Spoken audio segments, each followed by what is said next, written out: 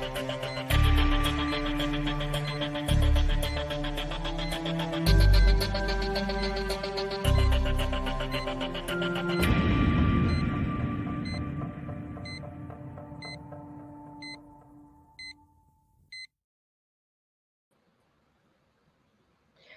everyone, my name is Natalie Dawson. Welcome to Leader Talk. This show is proudly brought to you by Brainiact. Each week we are meeting with incredible leaders from around the world to discuss all things leadership and business insights. Each person coming on this talk show has given up their valuable time for one very clear purpose: to give back to small and medium business owners.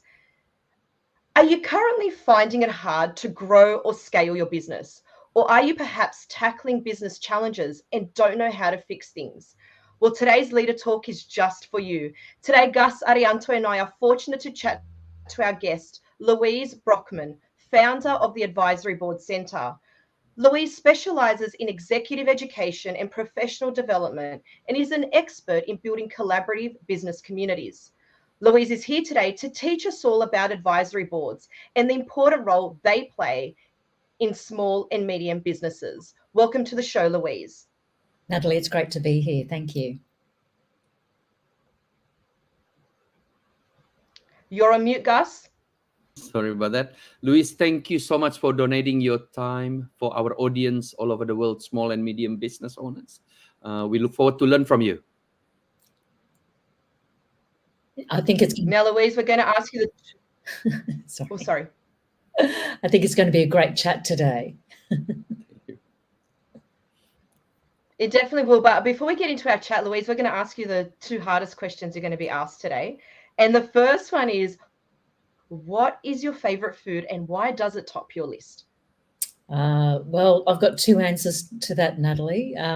When I was growing up, my favorite food was a bomb Alaska. I was just amazed by having ice cream inside a meringue that was on fire.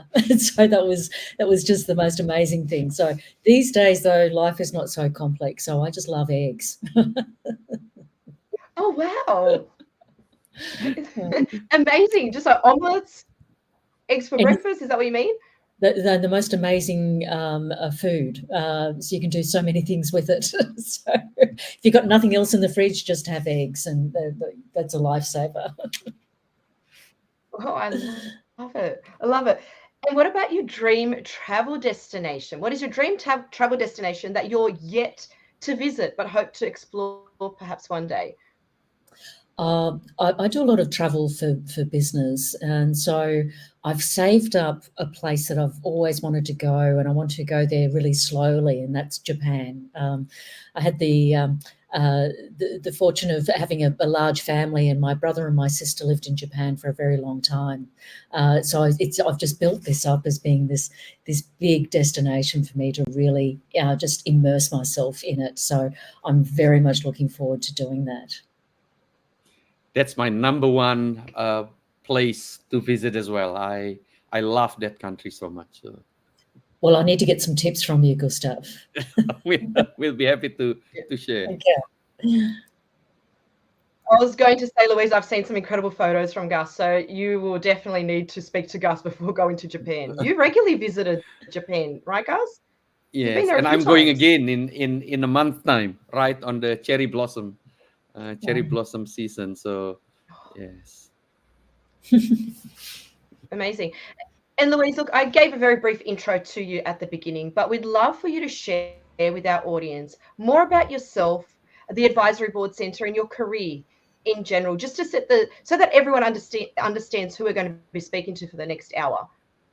Okay, well, just a brief Reader's Digest version of me. I grew up in family business, and it's probably the best education you can ever have. I think our parents saw that as really cheap labour too, so it was a great way to really understand business. I had my first business when I was 19, and worked in corporate Australia for a long time, but I just had this real yearning to go back into my own business. So in my early 30s, I went back into my next business, and it was a terrific a business, professional services group. We developed a software package, and we ended up going international, and that's when advisory boards. I utilised an advisory board for that particular business, and it was life-changing for me. And when I sold that business, we grew that to 135 offices in 8 countries within a 5-year period. So when I sold that business, there was just really something to the advisory board piece that I thought, if it can change my life and do what it did for me, what can it do for other people? So I come from a research and development background, Natalie, and so I invested 5 years, packed up my house and went backpacking around the world for 5 years, researching, testing and validating advisory boards around the world. I did a research piece on 430 consulting firms in 17 countries, of which I had to go and travel and meet them, and really understand the dynamics, the ethics and the impact advisory boards can have, and also where they don't provide impact. And we found in that time there was no professional body looking after the advisory board sector. And in Australia, we have great representation for boards of directors with the Australian Institute of Company Directors and their counterparts. The accountants and lawyers are looked after by their professional bodies, and advisory boards are just everywhere, but there was no professional body bringing the sector together. So that's what we did this month. 7 years ago, we started the first and still the only professional body in the world for the advisory board sector. So now we operate in over 27 countries, based from here in Australia. Wow. Wow, the only advisory board centre in the world, is that correct, Louise? The only professional body for the advisory board. With the advice. That's amazing.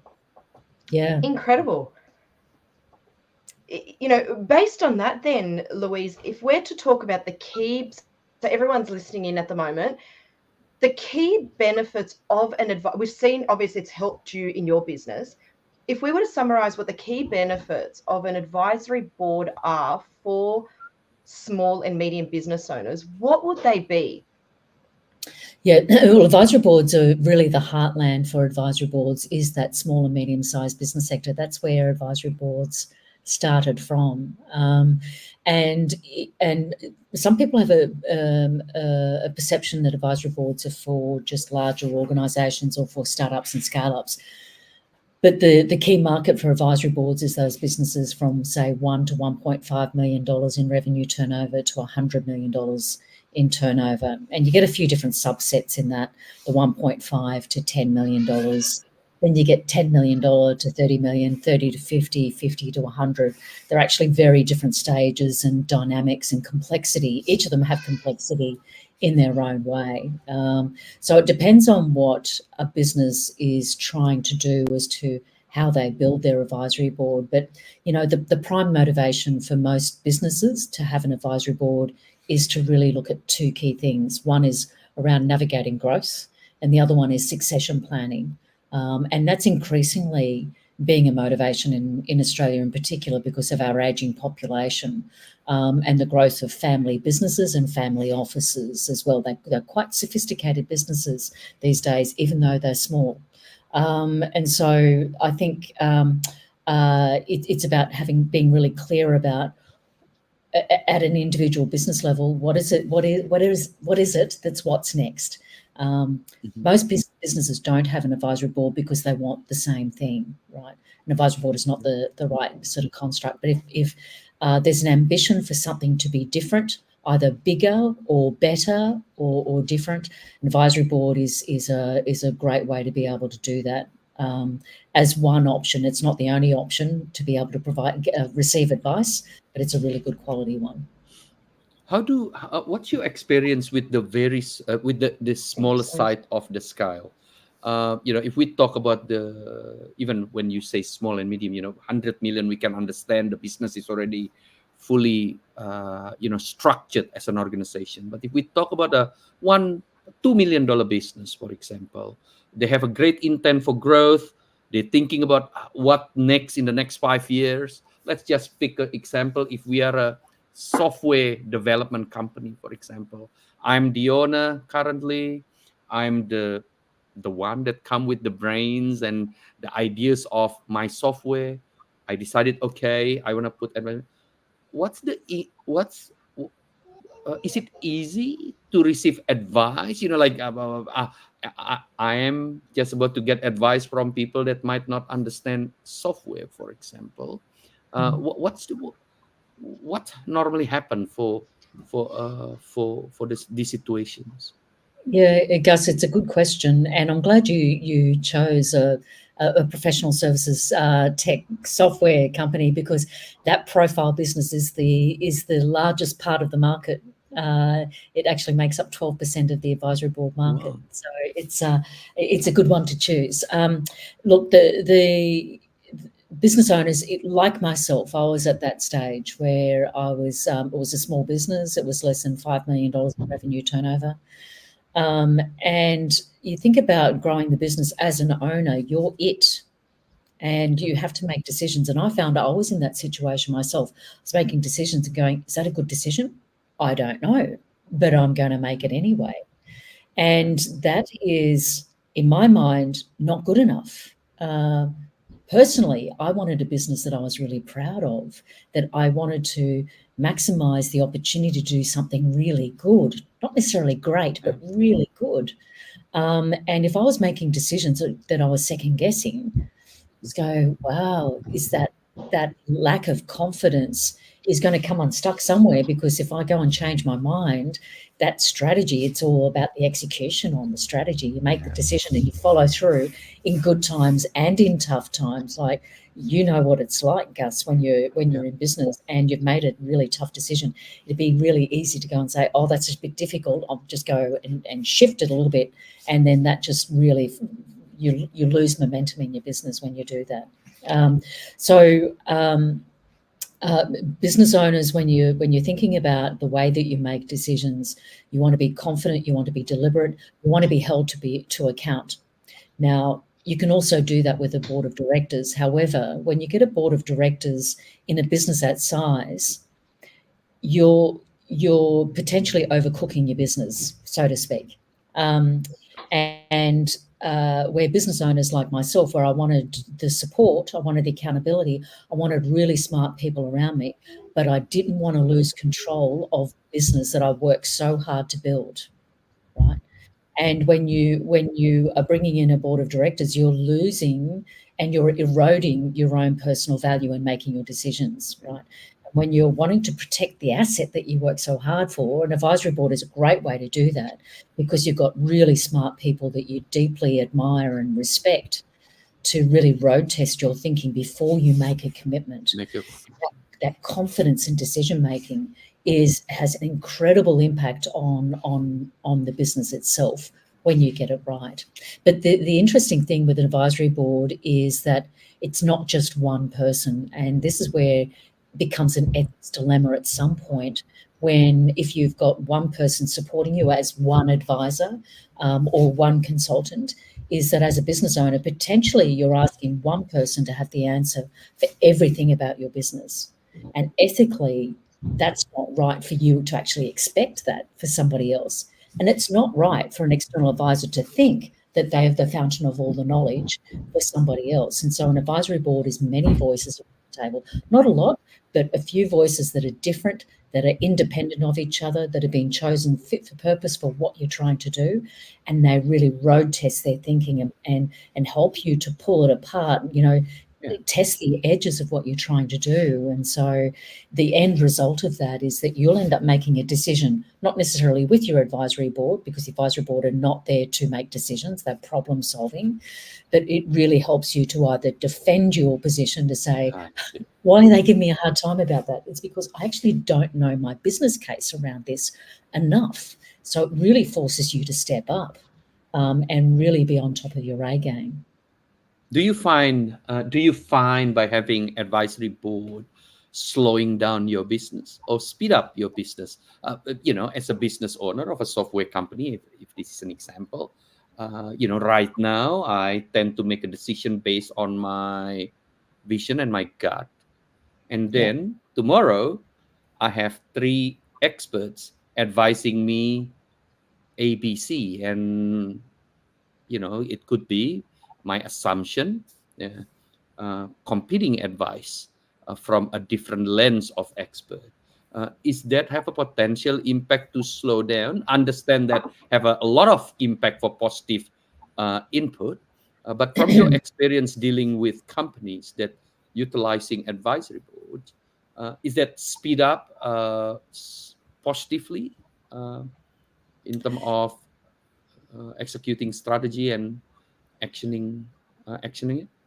Yeah, Gus, can I answer that in two parts? Yeah. One is we've been studying entrepreneurship since 2002. So I set up a research institute in my previous business to study entrepreneurs and the alignment between an entrepreneur and employees. So the first study we started in 2002 and we finished it in 2004, and it was based on 4,000 businesses and why some businesses achieve strategy and others don't.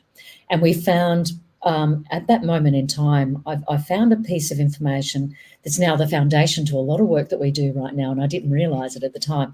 But what we found is that businesses that are don't achieve their strategy, they run around like what we call a gerbil on a wheel. There's a lot of activity, but it's not actually linked to anything. And those businesses that are running around being busy, but not actually being impactful, are absolutely addicted to making decisions on the run, right? You make decisions. Oh, everybody needs me. It's so addictive. Oh, I've got to make a decision about that. Oh, I've got to make another decision.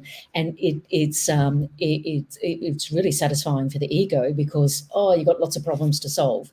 But it can actually really diminish your value. Businesses that achieve their strategic intent, where there's their strategy and their activity is aligned with that strategy, their behavior is a little bit different. They don't focus on decision making and making decisions on the run. And you can hear that in the language around. You talk to most business owners and they say, I run my business, right? We all live in verb land. We run, we're busy running, right? So businesses that achieve their strategic intent are focused not on decision making. They focus differently and they focus on problem solving. So let's look at what the issue is in front of us. Let's stop. Let's evaluate all the different options. And when you do that effectively, generally the decision reveals itself. Right? So it's not just making the decision as you always have on the run. When we bring that into the second part of answering the question, Gus, is that sometimes you've got to slow things down to go faster.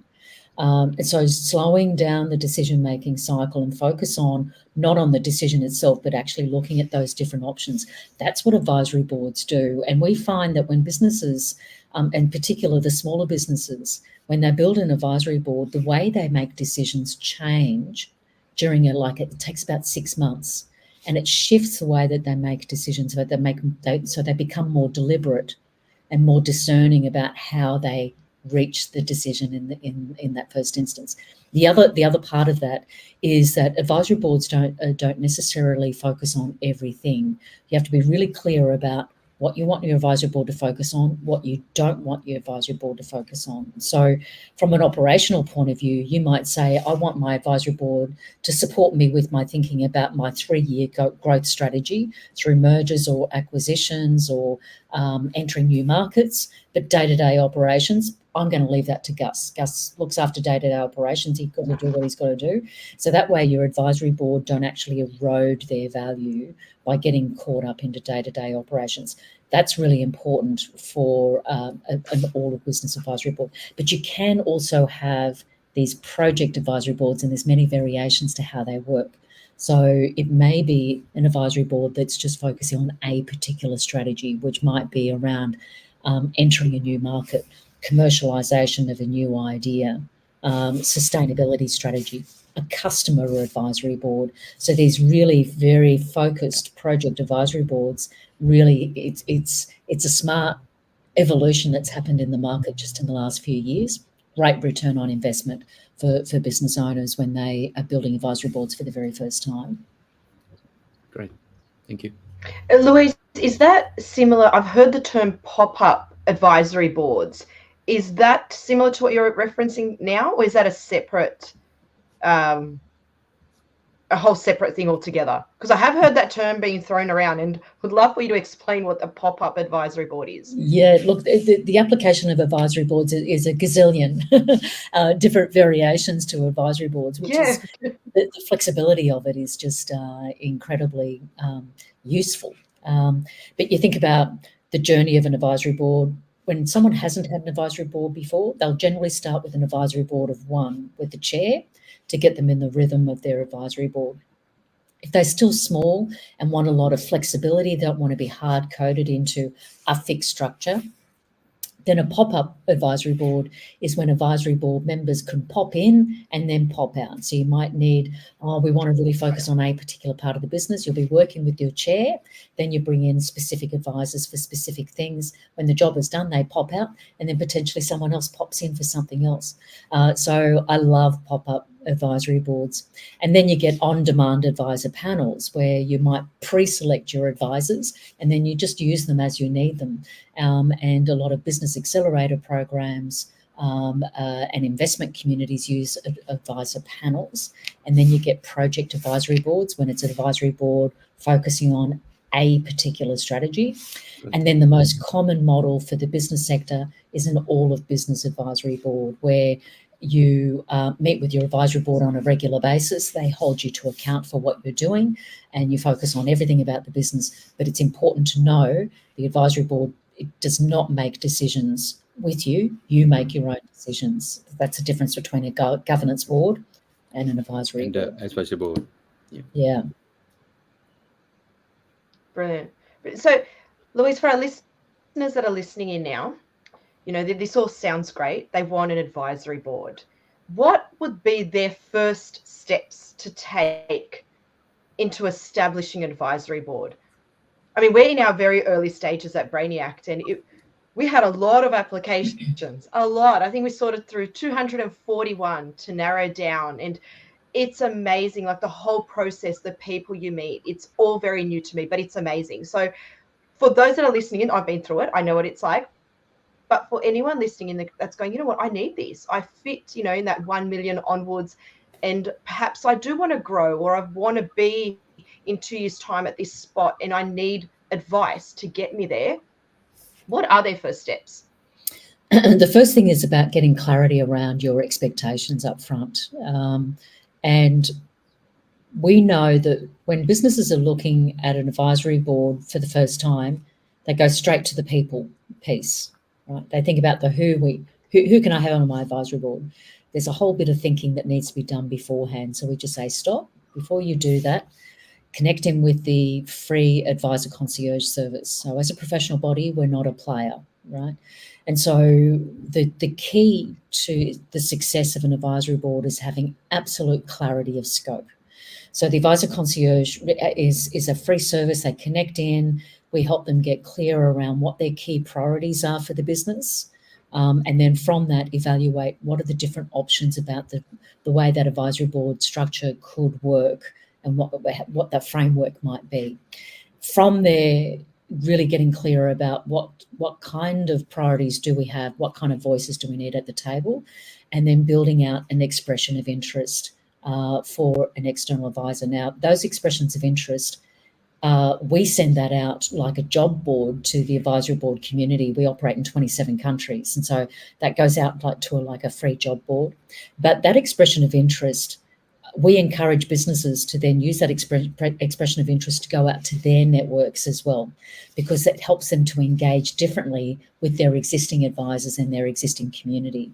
And so that way, when they start to interview their potential advisors, they've got a really broad spectrum of people to be able to evaluate, do their due diligence, and then do their individual engagement with those individual advisors. Mm-hmm. So it generally takes 30 days end to end to do that process. But you do the homework up front, get clarity of scope, and then select the chair. Most businesses will select the chair first. right? And the chair will generally work with the business for 3 months to get them into the rhythm of an advisory board, get the protocol set up, and then be really clear about what kind of advisors do they need, and then bring on the advisors. Now, what's really important in the establishment phase of an advisory board is having a chair that you not only deeply respect and admire, but they also love what you do. They've got to be a big champion for what you do. And then when you start the advisory board, have an orientation before your advisory board starts, so everyone's really clear around the rules of the game, where the business is at, before people actually start trying to problem solve. You don't want people to problem solve too quickly, because they need to understand the landscape that you're in as a business. As a business owner, you need to provide a platform for them to understand your business before they start providing advice, because it's got to get that context right and understand you as well as your business. Any tips and tricks of getting the right leaders that can be suitable for our business as a advisory groups? Yeah, Gus, this is where we talk about being really clear about your key priorities, and the way that we use that. So our team do a scoping process with businesses, and it's a very simple process, actually, Gus. It's about understanding what are your key priorities and your top 3 priorities for your business in the next 18 months. And generally with those priorities, about what kind of backgrounds do you need of external advisors to be able to support you with those particular strategies. So it could be an entrepreneur that's just gone through what you're about to go through. It could be someone who's got deep specialization in a particular area. It could be someone who's a generalist, who's going to be able to think more broadly, and your own sector or your own industry, so you may not need, and it's probably good that you don't have someone from your direct industry, because you should know that already, and your people do. And again, it's about understanding where you're at and what is your what's next, and mapping that out carefully. Because the other thing, just to note, when you're selecting your advisory board members, it's never a forever thing. So your needs will change, and evaluate your advisory board on an annual basis, because your business needs might have changed, and you might need to change out your advisors. And advisors should have the expectation that they're never going to be there forever. Yeah. It's all very interesting. Louise, when we talk about, selecting our advisors, the diversity of thought and experience always pops into my mind. If we are selecting, say, a 3-person advisory board, for example, how important is it to get diversity in on your advisory board as advisors? Is that something that we need to consider? I'm just thinking, if we have 3 very strategic people, it's probably going to go in one direction, or there might be some arguments around the table. Is it important to consider diversity of thought or experience to create that kind of robust and helpful advisory board moving forward? Yeah, absolutely. You hit on a really important point, Natalie. You don't want everybody to be the same. So you don't want, from the Matrix, Mr. Smith sitting around the table. So because it's not a conversation anymore. It's a competition for what you know. And that's just not useful for anything. Yeah. So this is where the technique of looking at your top 3 priorities means that potentially you're profiling 3 very different people with different backgrounds and experience to bring to problem solve. And because they come from different backgrounds and experience, everybody's having a conversation that they've never had before. So you've got the opportunity to really build conversations and have diverse points of view in a really respectful way, because it's not competitive in nature. But, diversity on boards, just generally, if I just take a step back, people talk about diversity on governance boards. It's a really, really hard thing to do on a governance board, because everybody has to agree. They have to vote. They have to agree with each other to set a course of a direction. An advisory board is set out to not agree with each other. And sometimes I drive my own advisory board crazy, because I say to them, I don't want you to reach consensus. I don't want you to agree. I want you to fight this out for me, because I'm going to invest in this decision that I'm going to make. I really want to think very deeply and clearly around what are going to be the consequences of all the different options that I have in being able to invest in whatever that thing is, what's next. And so encouraging that diversity of thought in an advisory board is ideal because they're not there to agree with each other. That's not the point. They're not there to say, we think that you should do this. That's what a consultant does, Yeah. not an advisory board. I see. Well, And Louise, can I just I'm really ask? I excited give a to- different. I give a different example, maybe. So I'm the owner of a restaurant, for example, a restaurant. Just say a pizza place. You know, I'm the owner of a local pizza place in Melbourne. It's been around now for 3 years. It seems to be able to get into the local area very well. And now I want to make it known all over Australia because I know in few years I want to franchise this. So when you say diversity of thought and diversity of advisory board, can I actually be, when I selecting the advisory board, can I be very adventurous by thinking, geez, for my pizza shop to be known in Perth, I need a social media marketing guru, people that understand how to elevate profiles. So I will pick someone from totally different background, a makeup, a leader that used to be in the business of makeup, for example, or beauty products, nothing to do with pizza. But I can see Natalie have a very in tune social media and how she presented her business. Then I get her in. Is that can be as far as that, or it still have to be okay, I'm doing pizza, I get a leader that's selling noodles franchise or something like? Do you find it as diverse as that?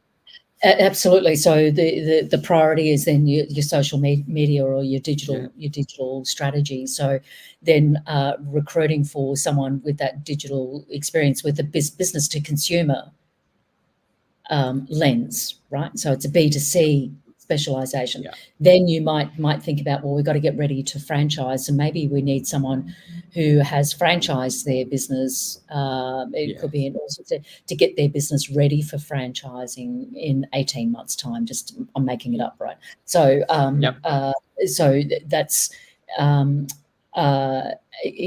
again, they're different people, but you're working towards one goal. It's about being clear about what is that goal. So your advisory board discussions are not going off on all these different tangents and somebody sitting around that table not adding any value.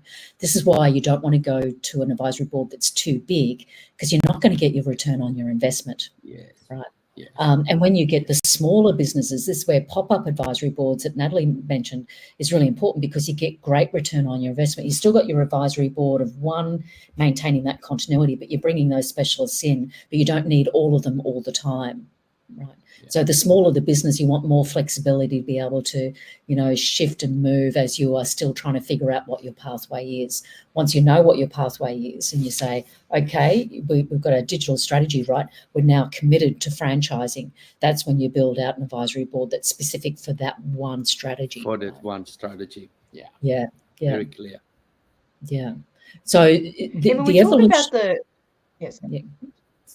Yeah. So the evolution of the advisory board sector, what's been happening in the last 3 years is just the way that the narrative, the way we're talking about advisory boards for the business sector, it's just changed so much just in the last few years, because you don't need to be locked in to saying this is the one way an advisory board works.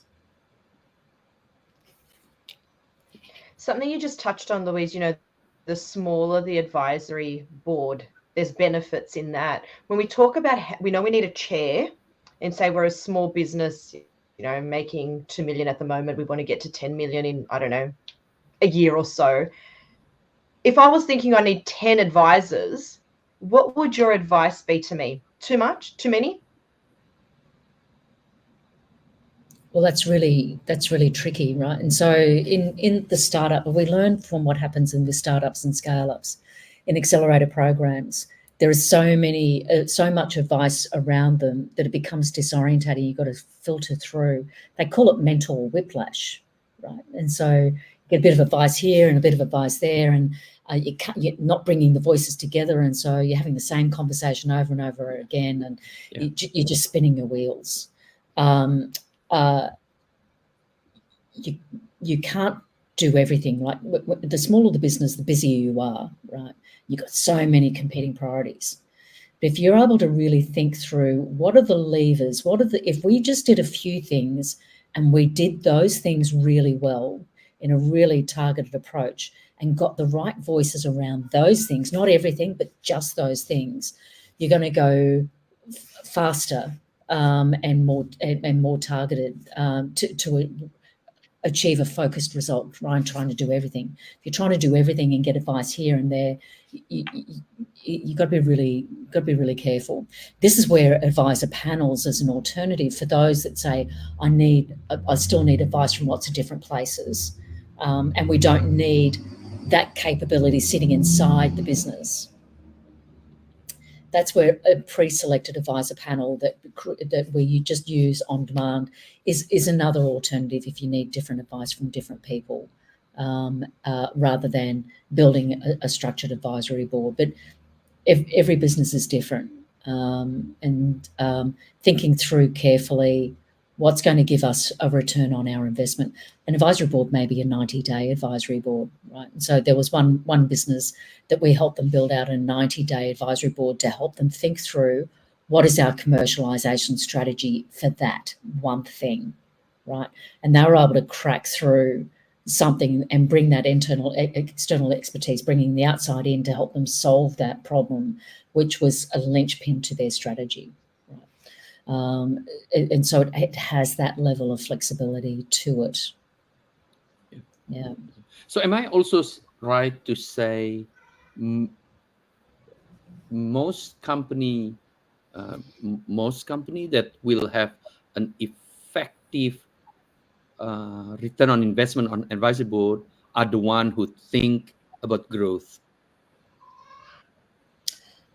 It could also be right-sizing your business. Sometimes in Australia, I think we have this addiction to be able to say, and this affliction almost to say, we have to grow. Sometimes bigger is not better. Some advisory boards help businesses to actually reduce in size to be a better business rather than a bigger one. And like you said, right-sizing it. Yeah. So thinking about, I want to have a better business, better bottom line, a better life, a great customer experience, and longevity out of my business rather than always going for growth. So being really clear about that pathway and being really committed to whatever it is that you're doing. That's why you keep saying the successful of this is really depend on our ability to get clarity of the expectation on the scope of what we want to achieve. Absolutely. You get and that informs the charter, right? The charter then, and you want to measure the impact of the advisory board from that. So if you're clear about, I'll give you an example. I did a focus group with about 60 business owners about 3 years ago. And the whole conversation was around what drives you crazy with external advisors and consultants. And the number one complaint was they didn't meet my expectations. And I said, why? How clear were you on your expectations in the first place? We weren't, but they still didn't meet our expectations. And so it's a funny thing about managing our own expectations, right? And so we are really clear about what it is that we want and what we don't want. Then it targets everybody, gives everybody something to work towards as well. Everyone wants to feel useful. Being an advisor and an advisory board chair, I don't chair advisory boards anymore because people perceive that as a conflict of interest. But it is the most rewarding experience to be that trusted partner with the business owner in that way. There's nothing like it that I've ever experienced. Consultant doesn't do it. You're not a supplier. You're not a contractor. It's this very special peer-to-peer relationship that enables someone to feel vulnerable enough to tell you the truth. Right. And so when someone lets you in, because you are working towards something together, it makes it more meaningful. If you don't have that focus, you've just got a group of people coming in, having a bit of a chat, and the conversation goes in all sorts of different ways. It's like a bunch of free-range chickens, right? You just don't really get really anywhere. So that sense of purpose, I think, is important for the owner. So important for the chair and the advisors to know that they're contributing towards something, because an advisory board in the business market, this business sector that we're all talking about, business owners like you and I, it's not just about the business, it's also about you on an individual basis.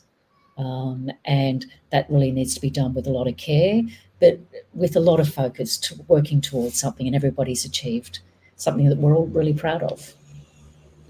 Louise, can I ask this thing keep around in my head around me thinking to have, if I have an advisory board. So let me give I hope this is the right funny example. I like to ask advice from my wife, right? Say I want to cook something for the children, which is my business, is my home. I ask her certain things that can give me input.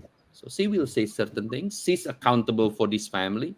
And yet, even in that situation, as a human behavior, I still disagree.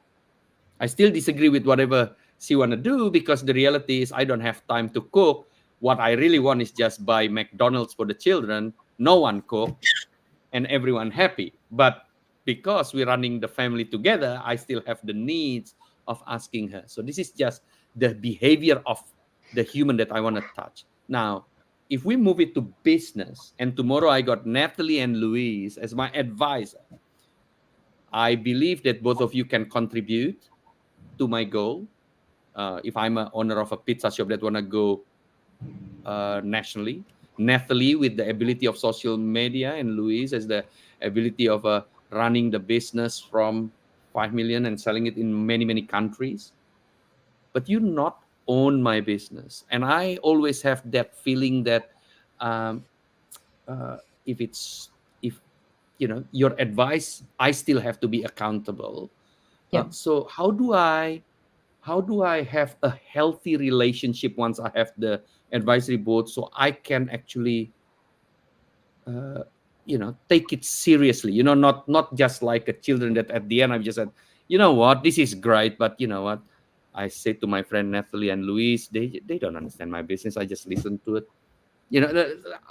Is this happen, Louise? Is this happen where at the end the business owner throw a tantrum and just said, it's well, Gus, can I ask, do you even though you may not agree and do something completely different to what we may have suggested, do you still respect the feedback that you've received? Oh, yes. Yeah. So potentially you're road testing your thinking with others, right? And Natalie and I may not agree. That's a great point. As well, right? So it's road testing, and you're helping to really think through. And look, I do that to my advisory board too, Gus. They sometimes say, "Oh, Louise, what are you doing?" And I'm going, "No, this is what I'm really wanting to do." And they go, "Well," and some might go, "Well, if I was in your situation, I probably wouldn't do it." And I go ahead and do it, and then I come back to them and say, "Well, I should have listened to what you said because this happened," right? So this is the intellectual honesty that happens around an advisory board table. And how that relationship, if we as a business owner tend to go to the left when the advice suggesting to the right, and ego do exist when we have the next meeting. Is that happen? Is that difficult to navigate where, there will be an advisor that thinking, God, this guy just running a business. Or I'm just thinking, oh, Louise' idea. Oh my God, Louise, just difficult. The idea is difficult. Yeah. Look, it's a common response in the corporate market for advisory boards saying they didn't listen to us. We provided advice and they didn't listen to us, and so I'm just wasting my time, right? In the business sector, you're not going to invest in an advisory board if you don't have people around there that you don't respect and you don't get value. You just won't.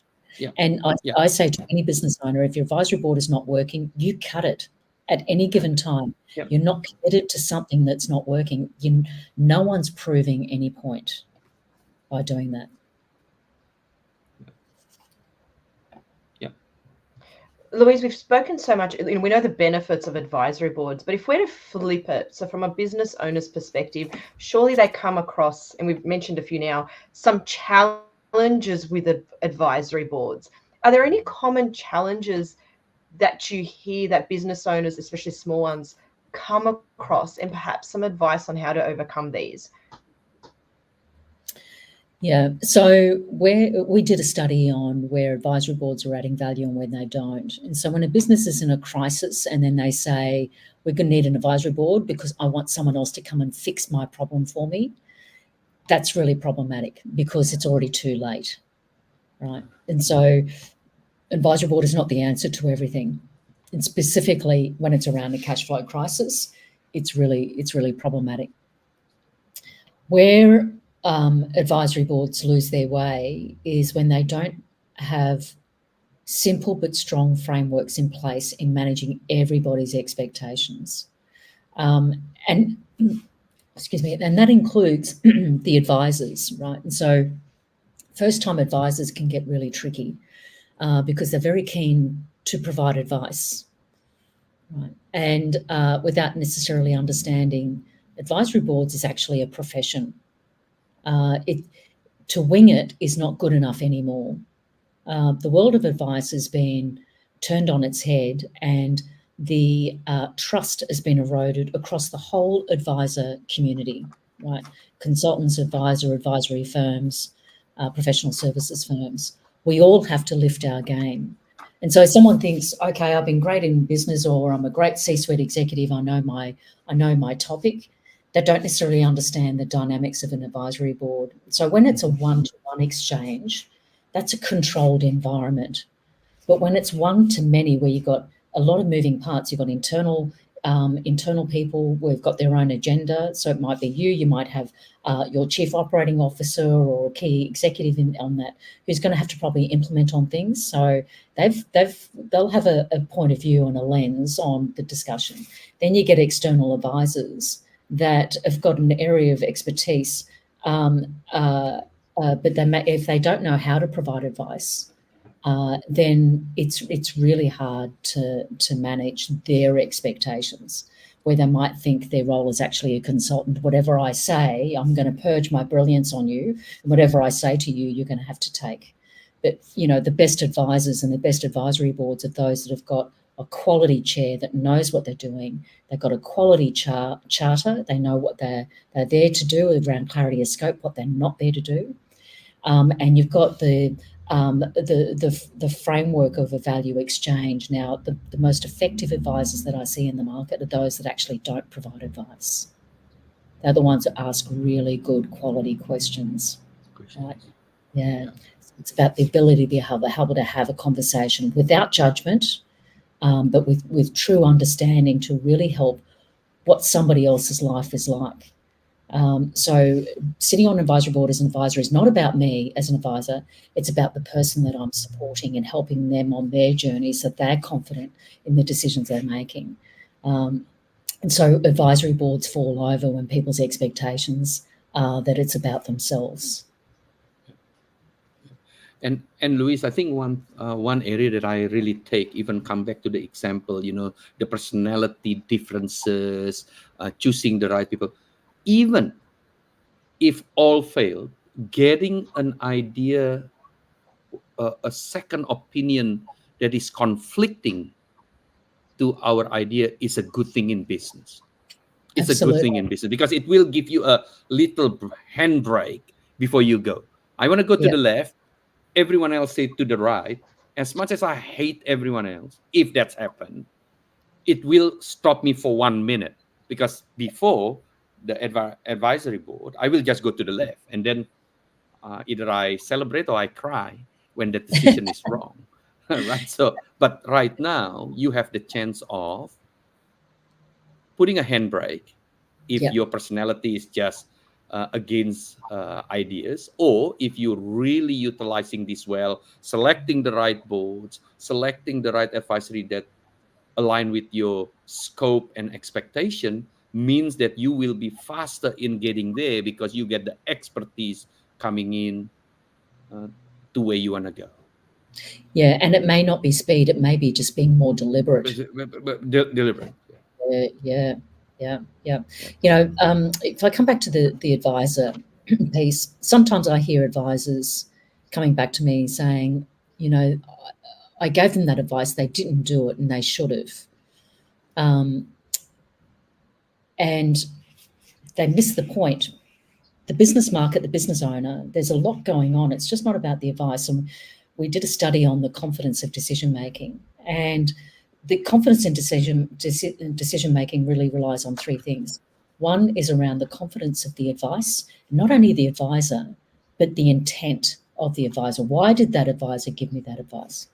The second is the confidence in the information that they've got at hand, right? That information, is that data that I've got, is that good enough for me to be able to make quality decision? And the third, and probably the most important thing, is a business owner has to feel confident in their ability to be able to execute. Right? So, because they're going to have to follow through and implement on this thing. So advisors, I think, really need to reflect on how complicated, how many different things need to be considered around the decision. It's not just around the advice. There's a whole lot of other things to help them be confident in what they're doing. Yeah. And Louise, if I'm a business owner and I have an advisory board, but I feel like I'm struggling to keep them on track in line with my strategic goals of where I want to go, is there any advice you'd have on how to bring them? Because again, there's this whole, they're advisors, they're external. I know Gus has asked questions about, they may not know the business. Is it me as the business owner? Is it my responsibility to keep them on track with my goals? Or is it perhaps the chair? Or what am I even doing wrong? So I've got these three highly intelligent people sitting around the table every 2 months with me, but we don't seem to be going in the direction I want it to go. Have you got any advice for that situation? Probably a few things to reflect on, Natalie. One is we certify people with best practice methodologies, right? And one of the key factors for best practice is measurement. Measure a business and a business owner's relationship and their satisfaction with their own business up front, and then measure that maybe once every 6 months or once every 12 months to really see where those pressure points are and if their needs have changed. So it's not only about the business results, but it's also the business owner's relationship with their own business. How satisfied are they with, a lot of different factors? That's critically important in the business sector to get that right, because that becomes your North Star. For you, going, this just doesn't feel right. How can I articulate what's going on? And when you put how you feel about your business, about many different parts of your business into a series of numbers, you can then do something about it, becomes tangible. So having a measurement system in place and a way to be able to evaluate whether your goals and whether your needs have changed and being able to communicate that. The next thing is a charter is fine. You might review the charter on a regular basis because your needs have changed. But in between, you've got these like quarterly meetings, and you mentioned yours, you do it once every 2 months, Natalie. I think one of the most important things in the market in 2024 is the shaping of an agenda. What gets on the agenda, what doesn't, because there are so many things you could be talking about. But what are the things that are going to really make an impact, right? That you need to create this safe zone that you go deeper.